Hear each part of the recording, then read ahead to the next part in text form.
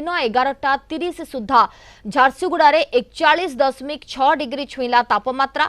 गतकाली ए समय 38 डिग्री थिला तापमात्रा। संबलपुर 39, हीराकुद 38.6, बालेश्वर 38.2 एवं भुवनेश्वर 36.4 डिग्री तापमात्रा रेकर्ड करा देछि। कालबैशाखी प्रभाव रहुथिले भी अधिकांश स्थान रे पारद उपर मुहां होईछि। आगामी 3 दिन रे बढ़िबो दिनर तापमात्रा 2 रु 3 डिग्री सेल्सियस पर्यंत बढ़ी पारे पारद।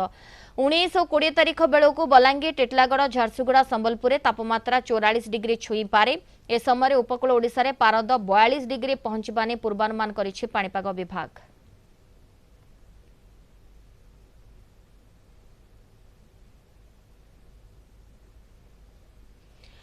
संतोष साहू झारसुगुड़ा रिपोर्टर आम सहित लाइव रे जोड़ी होती। संतोष, उपकूल उपात आम देखुचे पूरा जलुछि ओडिशा एवं झारसुगुड़ा रे स्थिति कौन? आज तापमात्रा केते रही झारसुगुड़ा रे?